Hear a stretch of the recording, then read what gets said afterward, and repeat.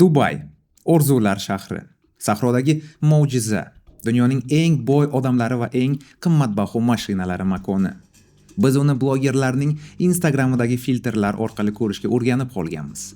Oltin sohillar, baland binolar va cheksiz hashamat. Xuddi jannat shu yerda barpo etilgandek. Lekin hech o'ylab ko'rganmisiz? Bu yaltiroqlikning narxi qancha? Nega dunyoning eng zamonaviy shahri hatto ichimlik suvi yo'q joyda qurilgan? Bugun men sizni hech qaysi turistik agentligi ko'rsatmaydigan Dubayga olib boraman. Biz osmono'par binolarning soyasiga nazar solamiz. Men sizga zamonaviy qullikning qoni ustiga qurilgan, o'z axlotiga botayotgan, butun dunyoning iflos pullari yuviladigan va tungi seks turizm botqog'iga botayotgan haqiqiy Dubayni ko'rsataman. Siz Davroni Factor kanalidasiz. Niqoblarni yechish vaqti keldi. Ha, aytgancha, filtrsiz haqiqatni qadrlaysizmi? Unda nima qilishni bilasiz? Like, izoh va obuna bo'ling. Bunday faktlarni ochiq aytadigan kamdan kam bo'lgan kanalni yo'qotib qo'ymang. Boshladik. Keling, ochiqini gaplashamiz. Bu osmono'par binolarni shayxlar o'z qo'li bilan qurgani yo'q. Bu beton o'rmonlarni Hindiston, Pokiston va Bangladeshdan kelgan millionlab migrantlar tiklagan. Lekin ular buni qanday sharoitda qilishini bilasizmi? Kafala tizimi bilan tanishing. Bu nima degani? Bu 21-asrdagi qonunlashtirilgan qullik. Ishchi Dubayga kelishi bilan ish beruvchi, ya'ni kafil uning pasportini tortib oladi. Tamom. Shu soatdan boshlab ishchi kompaniyaning mulki. U na ishdan bo'shay oladi, na boshqa joyga o'ta oladi va na vataniga qayta oladi. Xo'jayinini ruxsatsiz u hatto hojatga ham chiqa olmaydi. Turistlar Dubay molda minglab dollar sochayotgan bir vaqtda 20 daqiqalik masofada Sonapur joylashgan. Bu so'z oltin shahar degan ma'noni bildiradi. Lekin bu aslida insoniyat tarixidagi eng katta mazax. Bu yerda 3 ga 3 metrlik xonalarda 10-12 kishi yashaydi. Tashqarida 50 daraja issiq. Bu beton qutilarda esa hatto oddiy konditsioner yo'q. Bunday ishchilarning oyligi atiga 200-300 dollar. Bu pulni hammasini uyiga, oilasiga jo'natadi. O'ziga esa faqat yeb ichishga arzimagan tiyin qoladi. Dubaydagi narxlarni esa o'zingiz yaxshi bilasiz. Siz Burj Xalifaga qoyil qolasiz, to'g'rimi? U qurilayotgan vaqtida qancha odam issiq urishidan yoki binodan yiqilib o'lganini bilasizmi? Albatta bilmaysiz.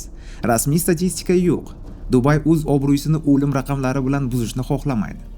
Lekin biling, siz 148-qavatda chiroyli selfie tushishingiz uchun kimdir 5 yillab farzandlarini ko'rmay, shu betonni teri bilan sug'organ.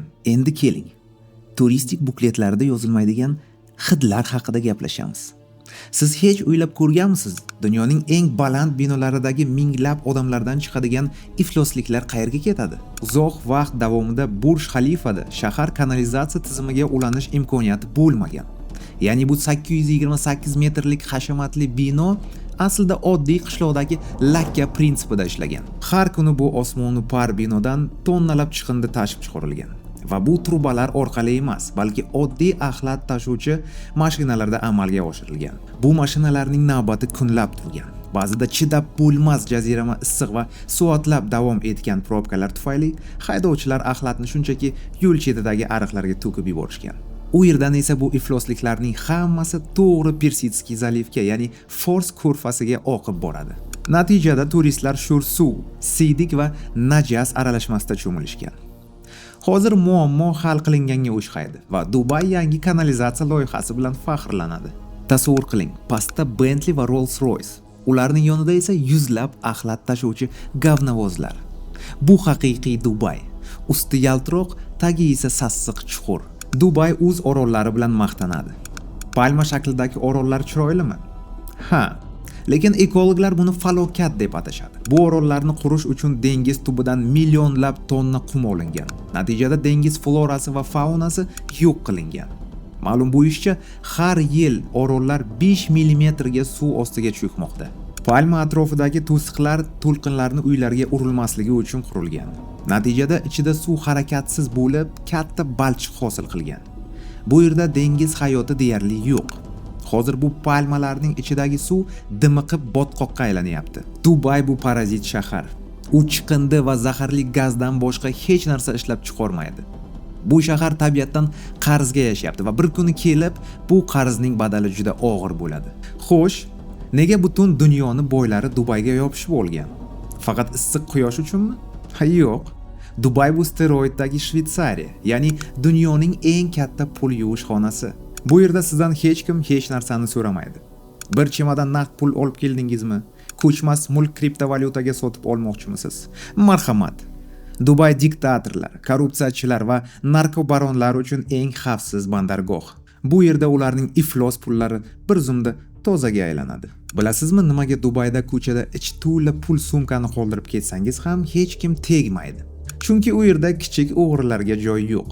Hamma katta o'g'rilar penthouse-da o'tirib, o'z milliardlarini qonuniy boshqarib yotibdi. Cho'ntak kesarlik qilishga nima hojat? Agar sen allaqachon butun bir davlatni byudjetini o'g'irlab shu yerga kelib xotirjam joylashgan bo'lsang, butun dunyo korrupsiyaga qarshi kurashayotgan bir vaqtda Dubay eshiklarini kengroq ochib qo'ygan. Agar sizda $1 million bo'lsa, bu pul kimning qoni evaziga kelgani bilan hech kimning ishi yo'q. Eng muhimi, shu jannatdagi joyingiz uchun vaqtida to'lovni qilib tursangiz bo'ldi. Endi esa bu shaharning eng katta 200lamachiligi haqida gaplashamiz. Bir necha yil oldin g'arb internetida yangi trend paydo bo'ldi. Porta Potty Dubai yoki Dubai mobil hojatxonalari. Men bunaqa videolarni ko'rsata olmayman, chunki kanalni bloklashi mumkin. Va ochig'i ruhiy sog'lig'ingiz uchun ham xavotirdaman. Telegram kanalimga o'tib qo'ysangiz, balkim o'sha yerda bironta ma'lumot berarman. Qisqacha aytganda, Dubai hojatxonalari deb ayrim Instagram modellarini atashadi. Ularga 6 raqamli pul taklif qilinadi. Juda g'alati, jirkanch va haqoratli ishlar uchun. Ayrim intervyularda qizlar bu haqida ochiq gapirishgan. Juda katta pul evaziga ularni haqorat qilishgani haqida. Qizig'i shundaki, gap odamlar hatto yuzidan o'pish uchun jazo olish mumkin bo'lgan mamlakat haqida ketmoqda. Shu bilan bir vaqtda dunyoning turli joylaridan qizlar bu yerga pul topish uchun keladi. Aytishlaricha, Dubaydagi seks industriya bu milliardlab dollar daromad keltiradigan ulkan yashirin tizim. Bu yerda Sharqiy Yevropadan tortib Afrika va Markaziy Osiyogacha bo'lgan minglab ayollar ishlaydi. Politsiya kim qayerda va nima ish qilayotganini juda yaxshi biladi. Lekin hech kimga tegmaydi. Nega? Chunki bu tizim biznesning ajralmas qismi. Nikohsiz yashash rasman taqiqlanadigan va jazolanadigan davlatda eskort xizmatlari va tanishuv ilovalari to'lib yotibdi. Boy turistlar va mahalliy biznesmenlar tungi kapalaklar uchun bir kechada kichik bir davlatning byudjetini sarflashadi. Bu shunchaki chiroyli hayot emas. Bu aldov yo'li bilan kelib qolgan minglab ayollarning fojiasi. Xuddi quruvchilar kabi. Ularning ham pasportlari tortib olingan va ular tuzoqqa tushgan. Davlat esa iqtisodiyotga pul olib kelayotgani uchun bunga ko'zini yumishni afzal ko'rdi. Balkim kontrol qila olmasdir. Yana kim bilsin. Dubayda hamma amal qiladigan bitta yashirin qoida bor deyishadi. Agar cho'ntaging qalin bo'lsa, senga hamma narsa mumkin. Bu yerda qonun va tartib faqat kambag'al mardikorlar uchun. Bir bechora ishchi kichik bir xato qilsa, darrov qamoqqa tiqishadi yoki deportatsiya qilishadi. Ammo qimmatbaho mehmonxonalardagi kattalar uchun taqiq degan so'z yo'q. Dubay kunduzi taqvo qiladigan, kechasi esa Amsterdam ham hayron qoladigan darajada gunohga botgan shahar. Shunchaki bu yerda gunoh Louis Vuitton qutisiga solingan va qimmat atir hidi bilan yopib qo'yilgan. Xullas, Dubayda hamma narsaning narxi bor, lekin hech narsaning qadri yo'q.